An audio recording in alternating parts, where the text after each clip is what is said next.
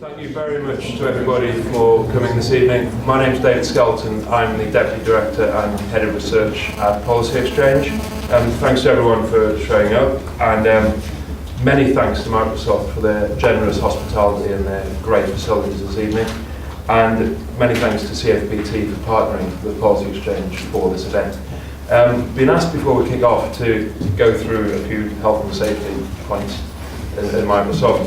First off, if there is a fire alarm, there's not supposed to be a fire alarm, so it's real. And everyone has to make their way towards Marks and Spencer's at the bottom of the escalators. And the second key point apparently is the loo is just outside, and there's a hostess to take people there if need be. In terms of Policy Exchange, parish notice, if anybody wants to tweet about this evening's event, we have a hashtag which is hashtag PXPatrinos. Engaging the private sector in the delivery of state education is an increasingly contentious and important issue worldwide. That makes today's event a particularly timely and important one. There's many examples worldwide where private sector involvement has had a beneficial effect on educational outcomes. There are also many debates around the world about how the private sector can be harnessed in a way that encourages competition and choice, and is focused on the most deprived areas. Now, involving the private sector in the provision of state education remains a highly controversial issue here in the UK. And that controversy comes despite private profit-making companies delivering early years education, alternative provision and special education needs provision here in the UK. In an upcoming Policy Exchange report, we'll examine this issue, asking why it's acceptable for private providers to teach some of the most vulnerable children, yet they've made virtually no headway into mainstream schooling. We'll also propose ways in which the government might harness the private sector in a way that helps some of the poorest communities. Now, there isn't a better man to speak about engaging the private sector in education than our speaker this evening. We're delighted to have Harry Patrinos with us tonight. Harry Patrinos is a visiting research fellow at the CfBT Education Trust. He's there on secondment from the World Bank, where he leads on the economics of education. He specialises in all areas of education, especially school autonomy and accountability, demand-side financing, and public-private partnerships. He's published several books on this matter, including Making Schools Work, The Role and Impact of Public-Private Partnerships in Education, and Decentralised Decision-Making in Schools. Harry's agreed to speak for about 30 to 40 minutes, and then we'll have about 30 minutes for questions as well. Over to you, Harry. Thank you very much. Thank you, everyone, for coming. I want to thank Microsoft for hosting Policy Exchange, CfBT for organizing this event. What I'd like to do is maybe for the next 30 minutes talk about the work we've been doing on engaging the private sector in education, with a focus on how the private sector can improve educational outcomes. And I'll be talking about how this can be done by improving the accountability framework. By private, I'm referring to all non-state providers, be they not-for-profits, NGOs, charities, faith groups, and for-profit companies. And by outcomes, I'll limit my discussion to learning outcomes, cognitive skills as measured by standardized tests and the like, and with a focus on equity, meaning learning outcomes among disadvantaged populations.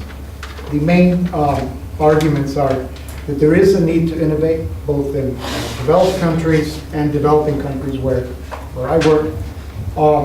There are opportunities for non-state provision to improve public education systems, but we need to look at the evidence, which is still emerging, and we need to pay attention to the design. So I'd like to make the point that design matters, and by design I mean the contracts, the regulatory and legal frameworks. The first point I'd like to make is that often, especially in the countries where I work, an argument is made that education outcomes are poor because not enough is being spent on education. We've not been able to find much evidence that spending on its own will improve results.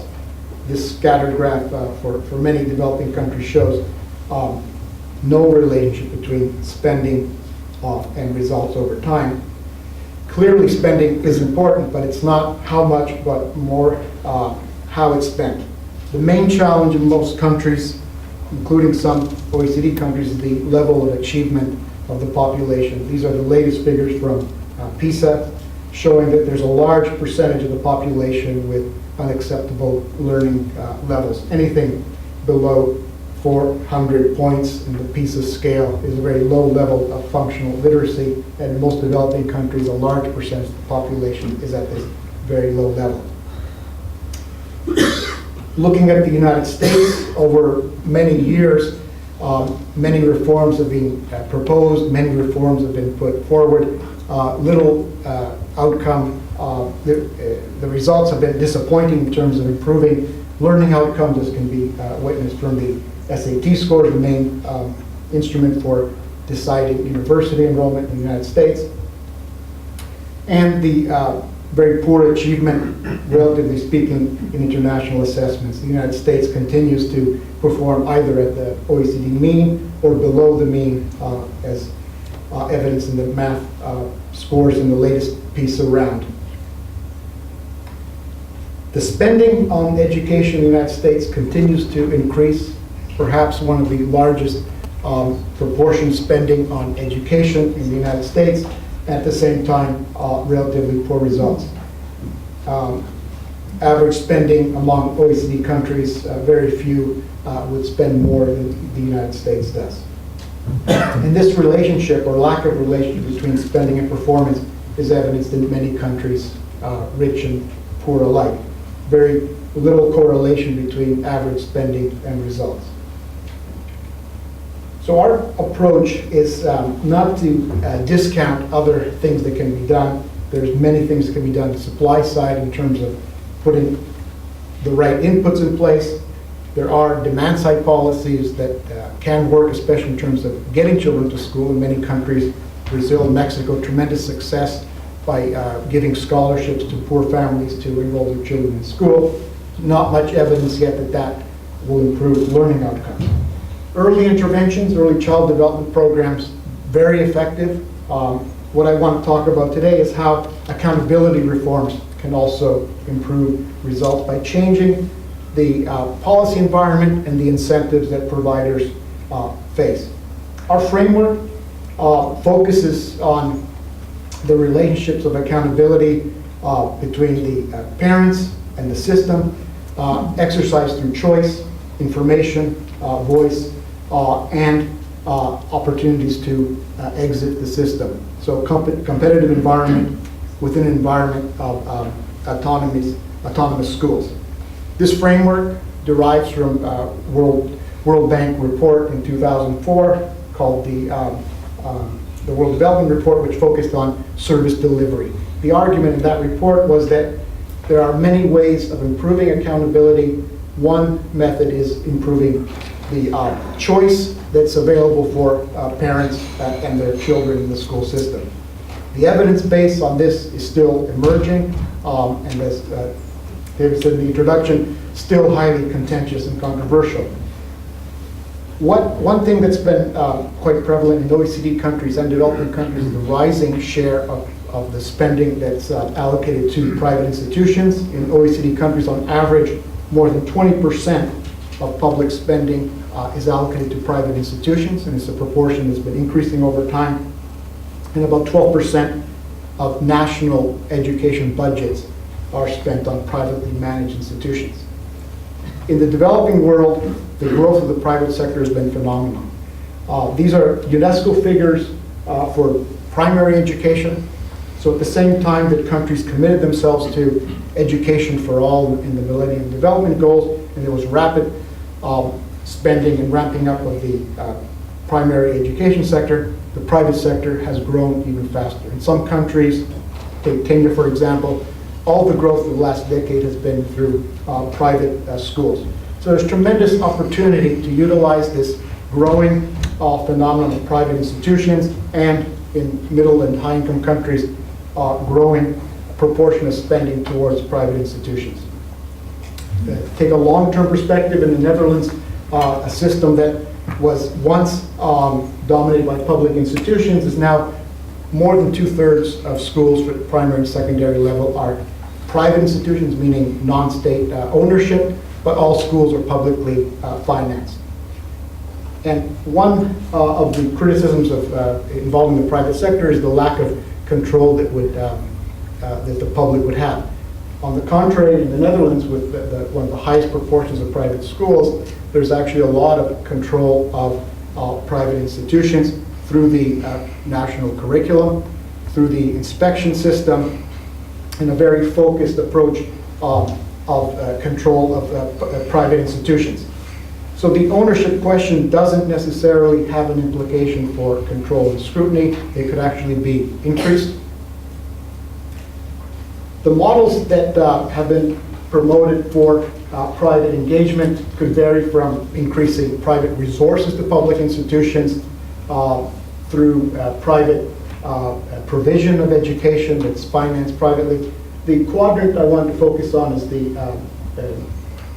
bottom left, public finance with private provision. We call this various things, sometimes vouchers, school choice, contracting, charter schools, and the like. But the basic argument is it's a public responsibility that's provided privately and financed by the public sector.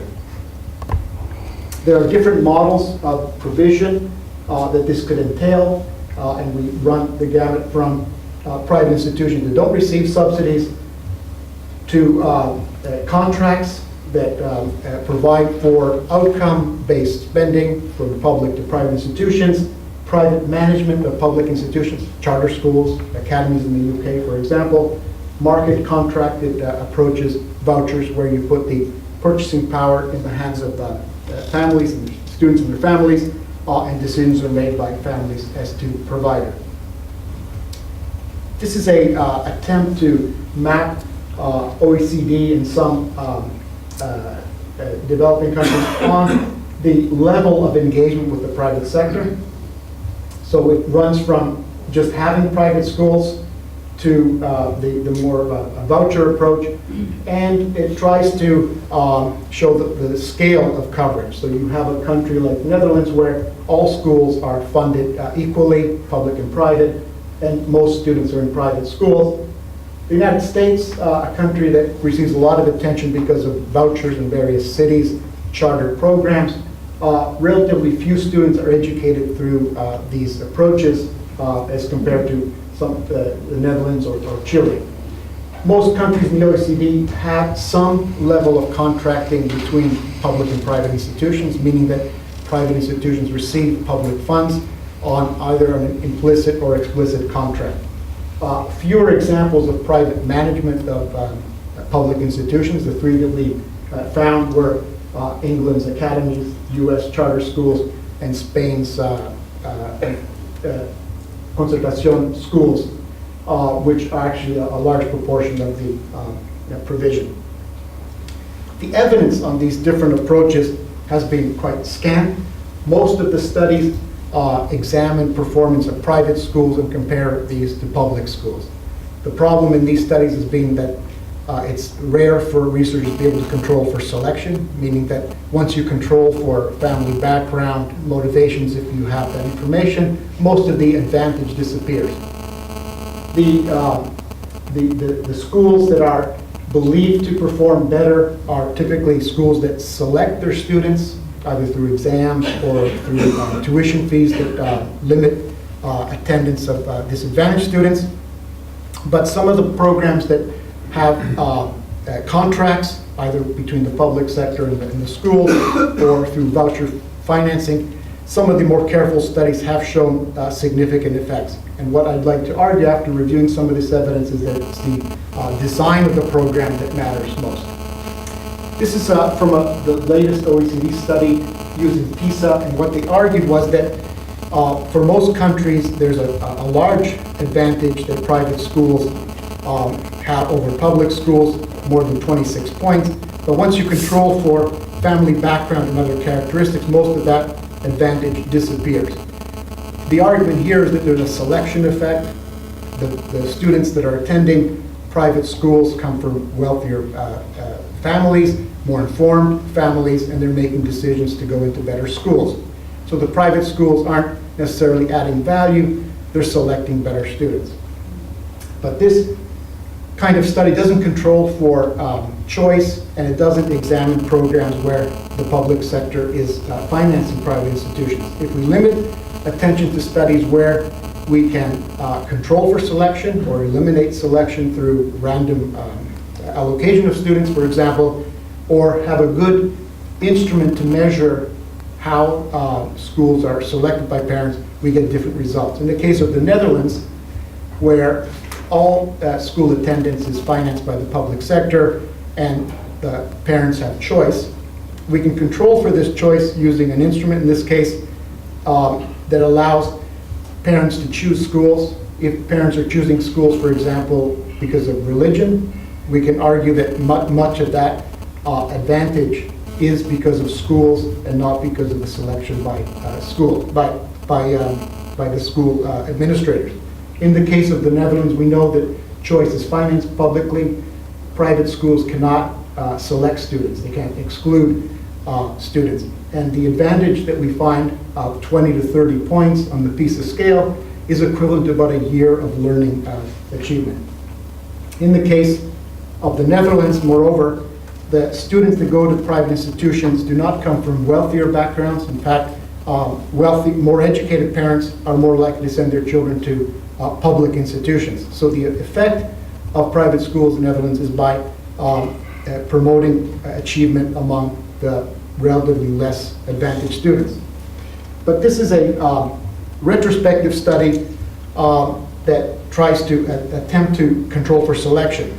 Other studies, again, use instruments, econometric techniques for controlling for choice. And we have significant effects for the Netherlands from a couple of studies. Also in Ontario, a competition effect from Canada, I'm sorry, Quebec and Ontario. Schools that compete with private institutions, mostly religious institutions that are publicly financed, are performing better than public schools that don't face competition. So in careful studies, a significant effect has been found as a result of competition. The other recent study is from Japan, where tuition fee waivers for students in vocational schools also shows a significant effect for those students. The case of Sweden, which has received a lot of attention for their reform to allow public funding of private schools and school choice, there's been a significant effect of this program from 4 studies that have tried to look at the competition effect of schools in various Swedish cities. The most interesting evidence in recent years comes from the charter schools. At one time, most of the studies were quite mixed in terms of results. The more recent studies show significant effects. I want to talk about 3 specific studies from 3 different programs. One is the Harlem Children's Zone, an important program in New York City run by an organization that's been promoting through community interventions achievement of minority students. The other one is KIPP, Knowledge is Power program, the largest provider of charter schools in the United States today, and a very interesting experiment in Boston, Massachusetts, where charter schools were compared to traditional public schools, but also what are known as pilot schools, public schools that have been given some flexibility in teaching.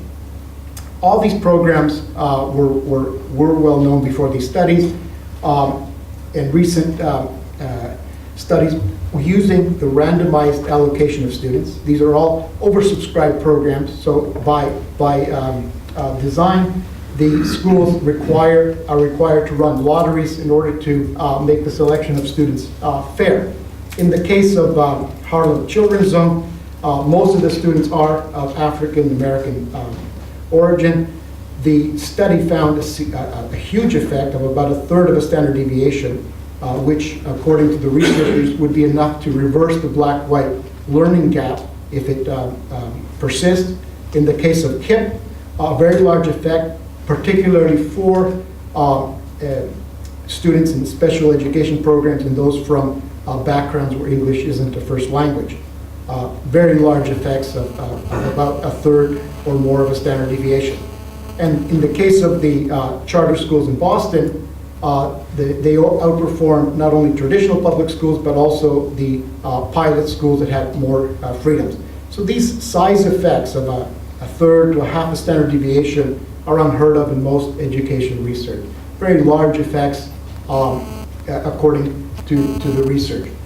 The programs themselves, charters in Boston, these schools traditionally were among the best performers in the city.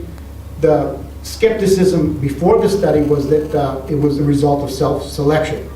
But we know from the studies that because they had to use the lottery to allocate the students, we have a randomized design, so there is no selection by the charter schools. So the results are the true impact of the charter schools over traditional public schools and pilot schools. In the case of KIPP, the same skepticism persisted in terms of how the schools were able to produce these results. There were claims of selection, but again, a randomized study in the school, also in Massachusetts, showing very large effects of a 0.1 standard deviation per year of study at the KIPP school. So very large effects in the randomized study. In the case of Harlem Children's Zone, this program historically supported a large part of Harlem in New York with various supports, community supports, health interventions, and a lot of moral support to families. And the administrators of the program argued that it was the community support that led to the success. However, the researchers found that it was only the charter school that could be, the charter school effect that could be attributed to the success of the school. So the community effects were nil in this study. Why we get these very promising results for charter schools, but much more mixed results in vouchers is a puzzling question. The voucher studies in the US have shown mostly mixed results. They depend very much on the study, but they do show significant effects for African American students. And over time, the results become a bit stronger. In the case of the charter schools, 3 different studies, Harlem Children's Zone, KIPP schools, and the Boston charter schools, show very strong effects. The achievement gap, like I said, would disappear if these could persist, but the question is, why do they produce these significant results? One argument is that all these schools have a no-excuses approach. This is something coined by some observers of the program. What no excuses means is that there's a strong emphasis on student behavior and comportment in the school, with very strong focus on traditional teaching of math and reading skills, a longer day and a longer school year. So teachers are expected to spend more time each day and throughout the year. They're very strict hiring and tremendous turnover of teachers as well. The work ethic and the behavior norms are also pursued through a contract between the school and the parents, and teachers are expected also to conform. So very strong ethical emphasis in the programs, and a strong focus on traditional reading skills with a longer day and year. These common features of all these programs, which have also been generalized to findings of other programs that are using this approach. And the strongest effects have been for schools that are oversubscribed, both because they are more popular programs, parents are attracted to this approach, and the fact that the oversubscription of the program leads to the randomized design and the opportunity for research to follow up both the students that are engaged in the school and those that didn't make it to the program. The bottom line on these studies is that we can expect significant effects through competition, accountability, and autonomy. The argument that I'd like to make is that this can be done in a cost-effective manner. In most of these schools, the resources are similar or less than what public schools receive. but the school day is usually longer. We also argue that models with weak accountabilities are not likely to produce these large gains in learning, and therefore design of the program matters. In our approach, we benchmark policy across different dimensions, and we have 4 specific regulatory outcomes that we look at. One is competition, how well the system does in promoting access into the system by providers. Accountability, meaning how providers are held to account for the results they produce.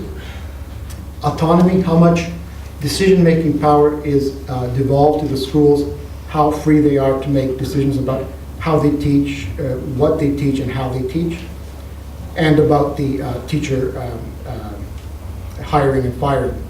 And information, which we include both as an accountability measure, but also as a measure of empowering parents to make better decisions and to be involved in holding schools accountable. And we measure this across a scale that based on evidence from the different studies that we have, different country experiences, and we measure the different policies according to our rubrics from the evidence base. To give an example of a country where this has been applied, Netherlands, in this case, very high marks in all the regulatory outcomes.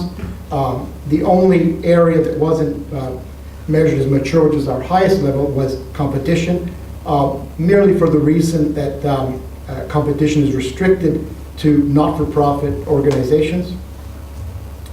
And in recent years, there's been little effort to try to get new providers into the market. There's been a lot of consolidation in the system, meaning that the school boards, the private school boards, have incorporated more providers into the system, and there's been less entry by new providers, but mainly because of the restriction to not-for-profits in the system. But in terms of information, there's a lot of information that's publicly available through inspections, through the national tests, and through private bodies that also report on school performance. Schools are free to provide the kind of education they find relevant, as long as they conform to national standards on what needs to be taught by certain ages and grades. In terms of school autonomy over hiring and firing, it's all done at the school level or school board level in the case of private schools.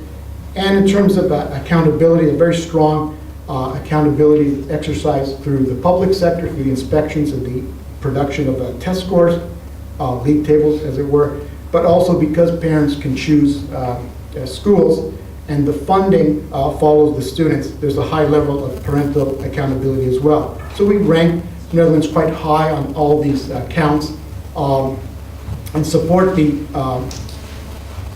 rankings based on evidence from what's been effective in different countries from the evidence that's been accumulated. Very few of the studies outside the US have used the randomized approach, mostly because of a desire not to exclude students from programs. But in the case of the US, most of these schools are oversubscribed in any case, so the fairest way of allocating students is to randomize the entry through the lottery. This gives a sense of fairness, but also an opportunity to measure success of the program over time. But very few of these programs are subject to the randomization. A few implications from our benchmarking of policy that I'd like to end with. First, on competition, we think that competition is enhanced when there is choice, and we have examples of positive effects in the Netherlands and Ontario, among other places. Also, that the disadvantaged students are targeted in some way, and excellent examples from Harlem School Zone and the KIP program in the US. The accountability through public institutions like the Inspectorate and the national tests. This is in place in many countries, including Sweden. School level autonomy is very important. and information has to flow to the consumers, to the parents. In the case of North Carolina, interesting experiment took place where parents had the opportunity to change providers, and some parents were given, in a randomized study, more information about performance of the schools, and the choice of schools led to better allocation by those parents. Schools, however, need to avoid the selection of students, and I'm talking about public programs. The voucher program in Chile has been seen to falter in terms of the success that it's achieved, largely because schools are allowed to select students. They do this in various ways, including tests of ability. Sweden, on the other hand, doesn't permit any selection of students by schools, and inspection systems are important for providing the public accountability, the independent assessment of the system, which allows for confidence in the system and for results. The Netherlands has a very developed system of inspections that reports to their parliament. The reports are focused on schools that are underachieving. But all these models require evidence through rigorous impact evaluations that allow for replication of results, taking to scale of interesting innovations and pilots, and therefore investment in the models that are most likely to succeed in improving results. And in terms of choice programs, private engagement, and the like, the best way to produce evidence is through the randomized trial, which can be done in a fair way if there's oversubscription to programs and a lottery can be put in place. Thank you.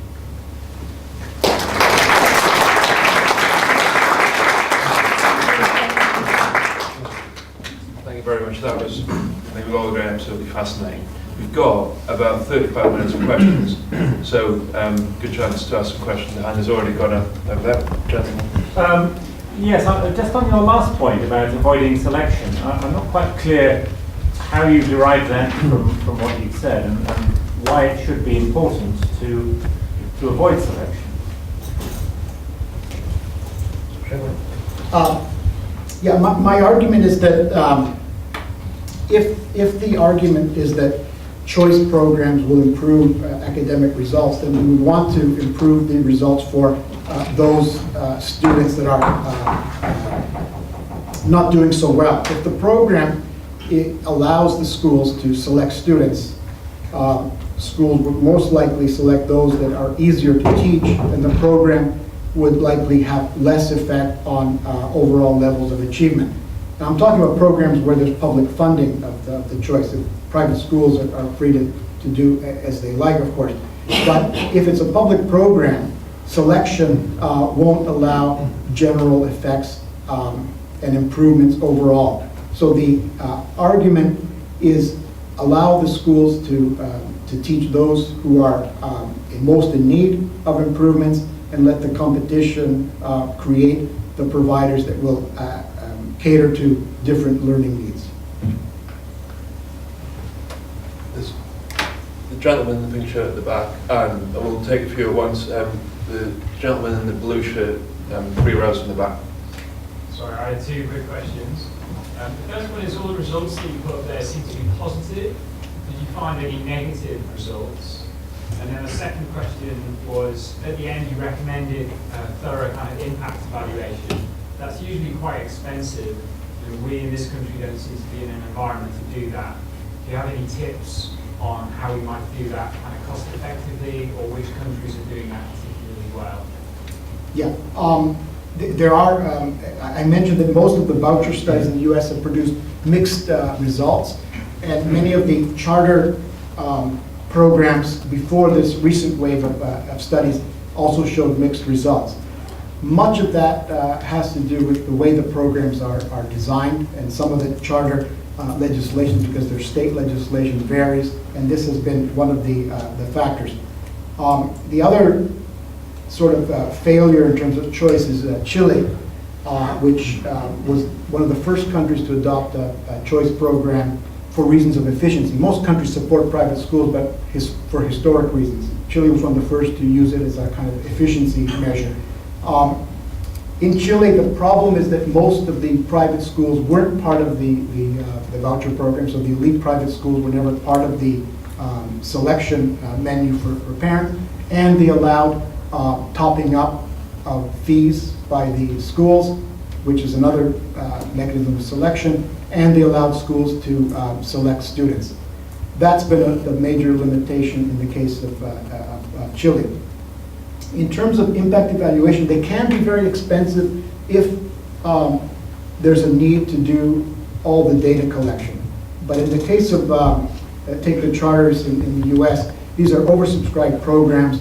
The students will be tested anyways in most of the states because of legislation. There's good data. So most of the data for these programs can be gathered through administrative surveys, meaning that they already exist. So the only thing is to follow up those students that didn't gain a place through the lottery. That's the only expense in that environment.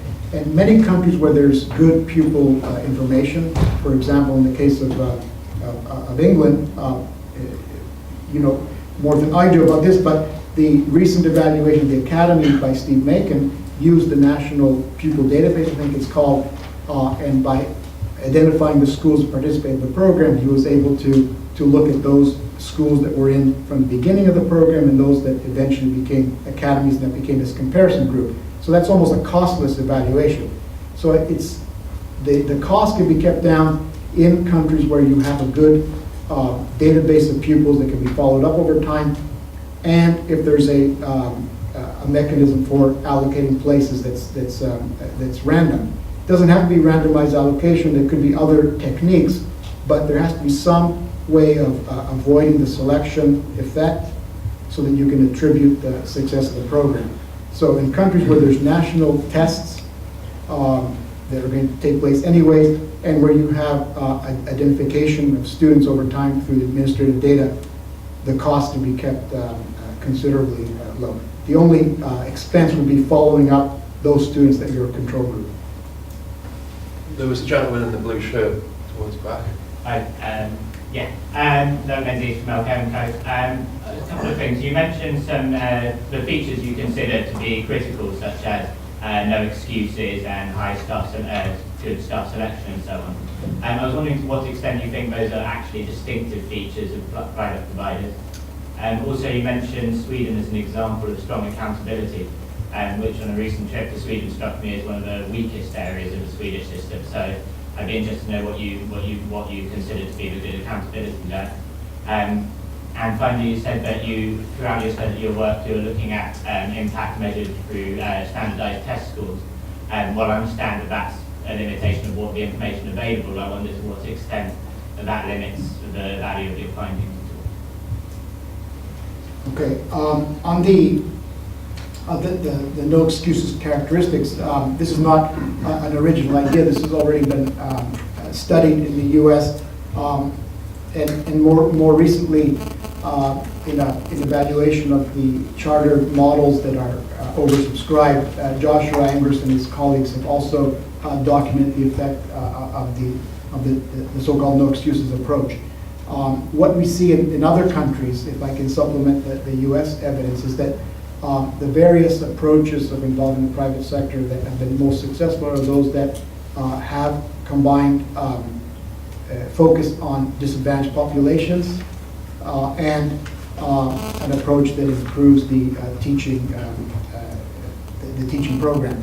In the case of Colombia, there was a voucher program that was targeted to the poor in cities where their private schools had excess capacity.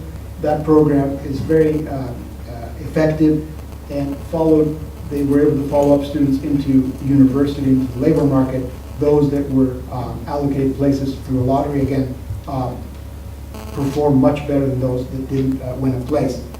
In the case of, again, Colombia's version of charter schools, they call it concession schools, in those schools, the contract required that the provider give the same level of instruction that public schools get at the same cost, In all cases, the concession schools extended the teaching day at their own cost and provided instruction focused on the needs of the students, which were basic reading and math skills. So we're seeing more and more evidence of this no excuses approach in these programs that extend opportunities to non-state providers. In the case of accountability in Sweden, you probably know more than I do, but Sweden, my argument there was that they are using municipal tests to monitor school performance, and there is information provided to the public, including families, to make the choices. So in terms of general, what I mean by a strong accountability system is the use of results, basically test scores, and the publication of that information that's made available to parents making choices. I didn't quite follow the last point about how the use of standardized test scores would limit the evaluation, but most of the arguments about the choice programs are the question is what effect they have on those learning outcomes that are held to be most important. And most of the studies have been from the US, where there's a lot of emphasis on these high stakes exams, and that's where most of the research has taken place. But there are other things that can be studied. In the case of choice program in the US, people have also looked at non-cognitive outcomes, and they've also looked at the commitment to community values and other approaches. So there's other things you can do, but in most cases we have information from standardized tests. But perhaps I misinterpreted the question. I was wondering about whether, as you say, about the other outcomes that one might want from an education system and from the development of people within. But now you're saying the Swedish system isn't standardised, is it? We're talking about teacher assessments within those schools where the system is demand-driven and parents will select schools which get good results and the teachers are making the assessments. So I don't quite understand how that fits with your methodology of using standardised results. Okay. There's a national testing system that is external as well as a teacher assessment system as well. Which is quite limited, isn't it? Maths, English, Swedish, and science. National tests. So a lot of research has looked at the teacher. Yeah, but the teacher assessments have to be within a certain percentage variance of the national test, otherwise it's disallowed. So it's a regulated system. As we're running fairly short of time, it's going to be the best for this conversation afterwards.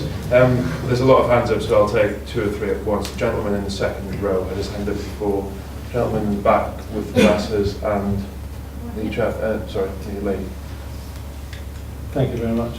Richard Hardy, I chair the Learning Trust, which is the local education authority in Hackney. It's an intervention, has a year to run, it's not for profit. It has now, as of this afternoon, 6 academies out of its 12 secondary schools following a conversion. I'm very interested in this question of scale.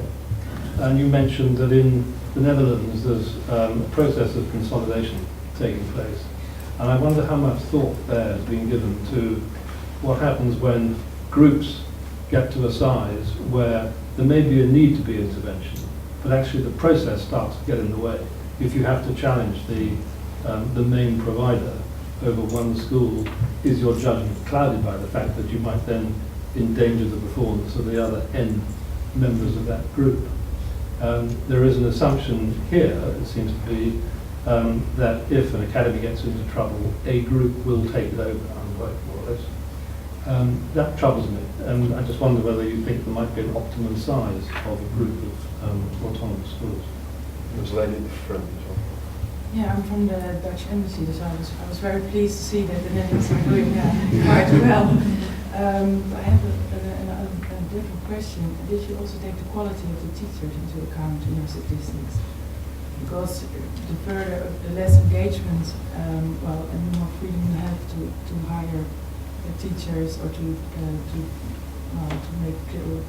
decide which salary they will have, it has an effect on the outcome. So I was wondering. And the gentleman towards the back.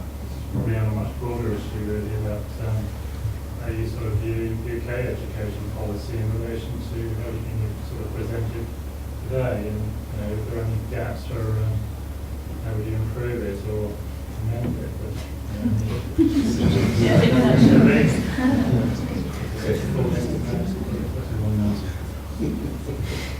It's not easy. Okay, thank you for the questions and information on the different models. The first question about the scale. Now that I know somebody from Netherlands going to talk about it, but let me try. My understanding was that at one time most of the private providers were single ownership, single proprietors of the schools, except maybe for the church schools. And because of the funding changes, it encouraged consolidation, so that you had a school board that ran more schools. It reduced the overhead, and the schools could focus on their core functions rather than financial management. But over time, there's been growth of larger and larger chains of, chains of schools. And the concern that's been expressed by public authorities to me in the Netherlands is that they worry about the lack of innovation that might take place, and kind of limiting the range of options for parents. It remains to be seen what they might do about this. I don't think they want to limit the size of the schools, but they might take some measures that will have an effect on this. There really is no evidence, no research that I know about that's tried to measure the optimum size of the sort of provider, because we don't have many models where this is taking place. The other country where it's becoming an issue is Chile, where there's also been, because of reasons of financing and management of the schools, consolidation as well. But the evidence there is that the chains do much better than the single proprietary schools, but maybe those chains aren't quite as big to create any problems yet. So I think the answer to the question will have to wait until we actually have more systems where there are chains. I think even in the case of Sweden, they're not that big yet to see yet any real impacts. So we just don't have the research to answer that question, I'm afraid. But it's an important question that needs to be addressed eventually. In the studies that are reported on, the quality of teachers is held constant, of course, because we're measuring the randomization through the allocation of students.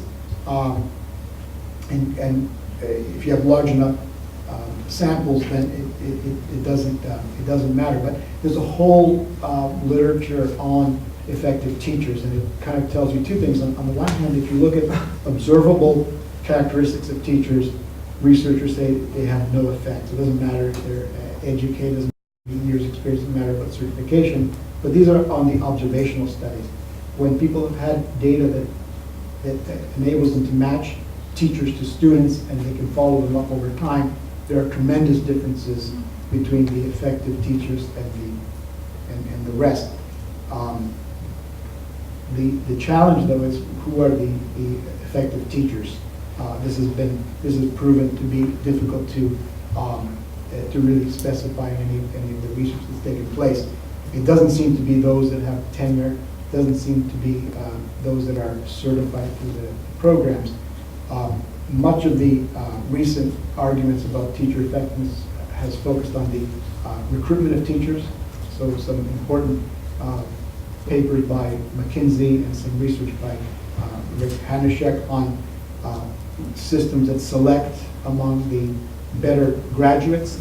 I think the argument in Finland is that they select among the top university students, the top 10%, whatever it is, top 20% in Korea, and these systems are the ones that perform the best.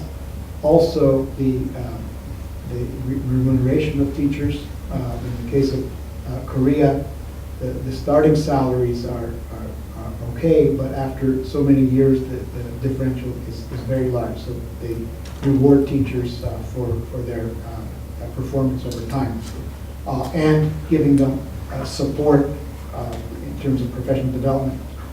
I guess Finland is another example that's always held up. But as far as I know, that this doesn't come from randomized studies. It's more observation of what successful systems seem to do. But definitely, effective teachers are important. And perhaps what characterizes some of these successful charter models is that there's turnover of teachers. So the ones that aren't seem to be effective are quickly replaced. I don't have any specific advice for the UK. I'm here to learn about the reforms. But I do think that there's some good opportunities to learn from what is taking place, and the free schools presents a model that's very interesting. It should be evaluated, and I think that it'll be difficult to evaluate the system given there's only a few schools in place, but some of the most important evaluations in education have been pretty small scale. Most of us probably heard of the Perry preschool experiment. This was less than 200 kids that were followed up in one city in Michigan. So that study of a small sample, as long as it's representative, can provide good information about what works. And I think the time to put in place at least the baseline would be at the beginning of the program and not wait many years. So the only thing I will say in terms of advice is that these interesting innovations should be subject to rigorous evaluation at the beginning of the program. Gentleman in the pink shirt had his hand up before, the chap straight behind him with the red tie, and gentleman over here with glasses. Hi, I'm Alan Howard from ActionAid. Since we work mostly in developing countries, I suppose my question's fairly obvious. I mean, most of the examples you use are from developed countries. Do you have any examples other than Colombia? And I mean, I'm just interested to hear other examples from developing countries. Sure. Yeah. So, sorry, I'm Paul Kelly. I'm a head teacher of a school called Monks Eton. 2 points, I suppose. First question is the real problem with publicly provided schools is that they're in effect constrained by governments and school boards? Because certainly in America, everybody hates their school board and stopping them do things. It's true in England as well. So is that a big factor? And the second one is, how do you read the OECD going into the exams industry and putting out to tender tests? And is there a possibility of a global market, which is very interesting, I think? and there was one more over there. Yeah, I'm Joe Shamash. I'm from the City Build Centre for Skills Development. I just heard you mention a few times that with greater choice you also need to provide better information. And I was just wondering if you were, in the course of your research, were able to consider ways of providing that information, in particular to those who are probably, who you might think are hardest to reach, and then I guess probably need that information the most. So people from backgrounds where they haven't really engaged with education so much. And then, again, alongside that, what the costs of doing so are involved. Okay. Thank you. From developing countries, some exciting things are being done. In the case of Pakistan, the Punjab, there's an innovation where the government has set up a foundation, it's a public foundation, to support the so-called low-cost private schools. Many of the, almost all of the new schools in Pakistan are these low-cost schools, usually unrecognized, very poor infrastructure, but claims of good success. So the Pakistan government decided to find out which of these schools work and to support them to become bigger. So through a kind of phased-in approach of providing assistance to schools and then testing them and then finding out which ones are better and then excluding the poor performers. And that's been evaluated. It's a DFID and World Bank program. It's been evaluated by colleagues at the bank and Harvard. And the program has been very successful at improving results. because of the test accountability. And very interestingly, in that program, they also considered the fact that are the schools teaching to the test. So they have two tests. One is the curriculum-based exam that they use where you suspect teaching to the test to take place. Then they imposed another exam on the schools that's based on public use TIMS tests. So the questions that have been published, they've been brought together to make a sort of TIMS, low-level TIMS. And in that study, they found that the schools are actually improving on cognitive results. So that's probably one of the best studies in a developing country. There are also several evaluations of vouchers in India. Most of them seem to be privately financed and privately provided, but they will provide a base for learning about what works. And there's likely to be more of these in Africa. So the main issue is these so-called low-cost private schools. There's been wild claims about their success and also people detracting. And I think some of these approaches will give us answers. But so far, some pretty dramatic results in the case of Pakistan. The results they're getting are rival the Harlem Children's Zone, so very, very significant. On the case of what's the issue with public schools? I think what most of the choice models are implicitly or explicitly arguing is that regulations that affect how the school provides education, meaning who they hire to teach, the labor regulations, and the constraints on how they teach the curriculum are limiting their approach, and that's what the models kind of free up the schools to do.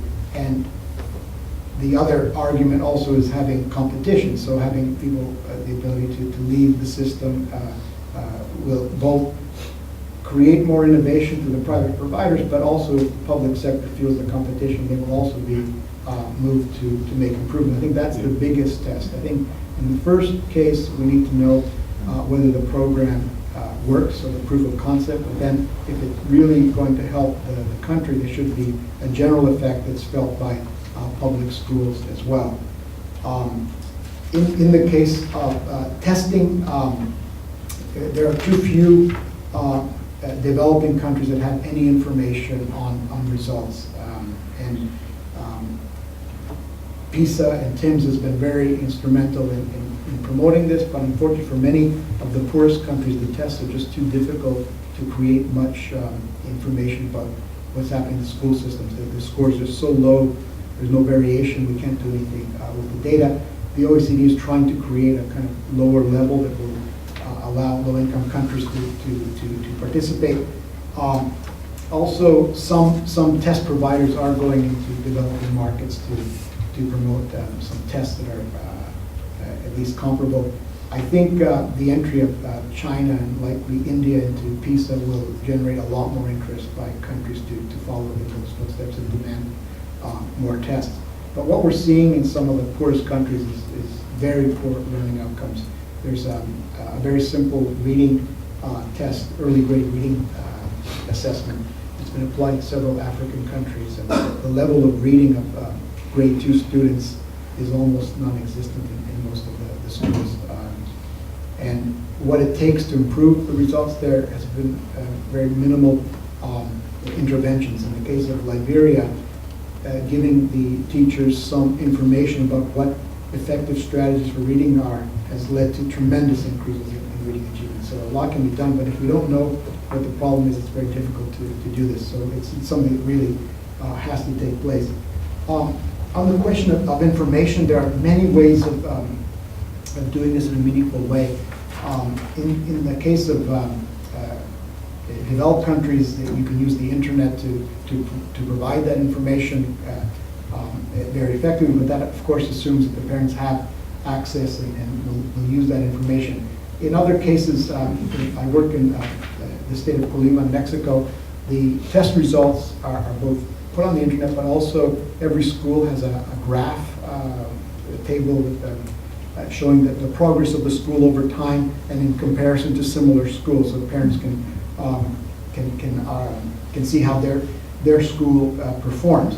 And it's a very useful way of presenting that information. I've seen a presentation in India where they use very simple diagrams to show if the school is performing well or not compared to some norm, and done in a very simple way. So it's a very low-cost way of providing that information. I think the cost will go up when it requires more face-to-face interaction with parents, but that can be done cost-effectively.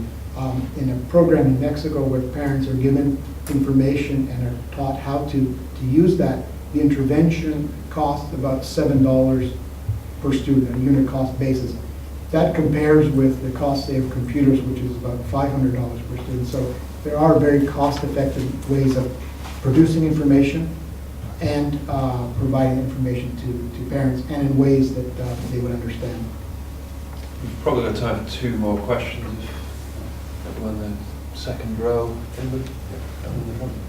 Ron Rayner from Barclays. I just had a question. You mentioned in your introduction looking at the role of for-profit in the education sector.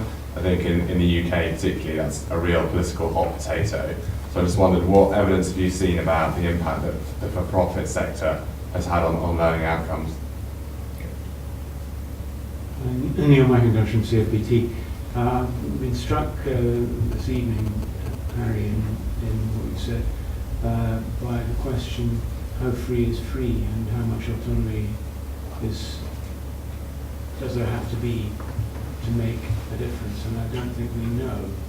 And certainly my worry about the Free Schools program here is that it's not free in any meaningful sense. It's a highly bureaucratized program. So is there any evidence of I mean, you suggested that voucher schemes, which I suppose might be considered the most autonomous, weren't working very well. So is there any other evidence of how much autonomy is necessary? Okay. Let me start with the for-profit question. I know of only 2 studies that have tried to examine, only one study, one experience. There are only 2 choice programs that allow for-profit that I know of. One is in the U.S. Some of the charter providers are for-profit. In the case of Sweden, some of the providers are for-profit. There's a study in Michigan that compares the performance of for-profit and not-for-profit charters and finds no significant difference between the 2. In the case of Sweden, just from comparison of test scores, there's no significant difference between the for-profit or not-for-profit schools. So I guess there's no evidence that for-profits would do any better, but certainly no evidence that for-profits would be any worse. And in terms of, in the case of Michigan, in terms of how they perform and behave, there's no significant differences. But I just don't think there are enough examples. That's in programs that public provision, of course, there's for-profits.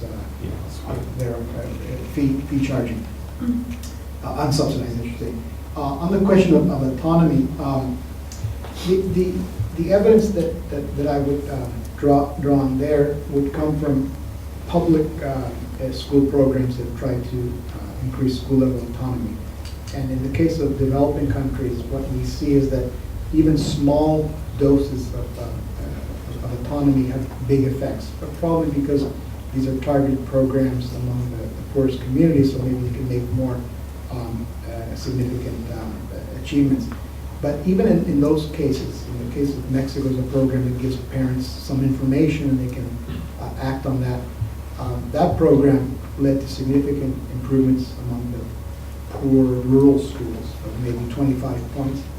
But the schools were already scoring at such low levels that it makes very little difference overall. So it might be a big effect, but overall it's not very significant.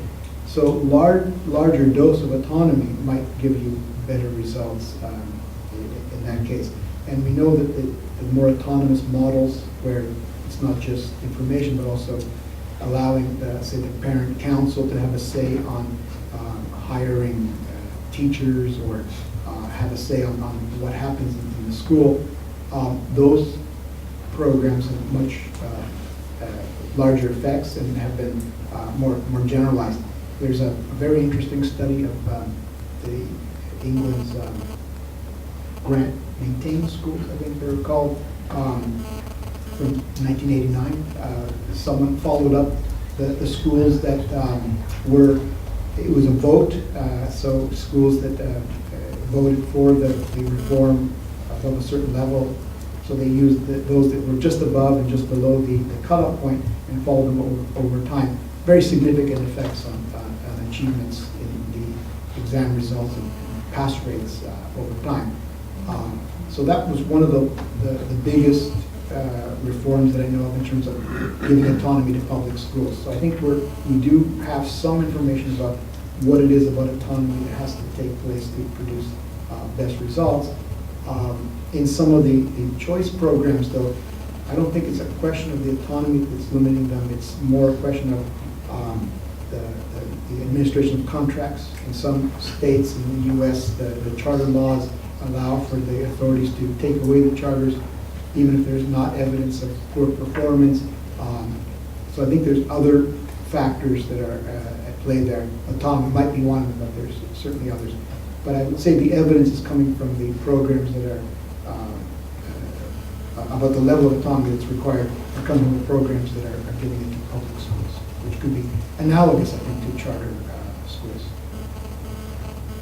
I'm afraid we've almost run out of time there. Can I just thank everyone for coming and thank Harry for what's been a really fascinating talk, if we can thank him in the usual way.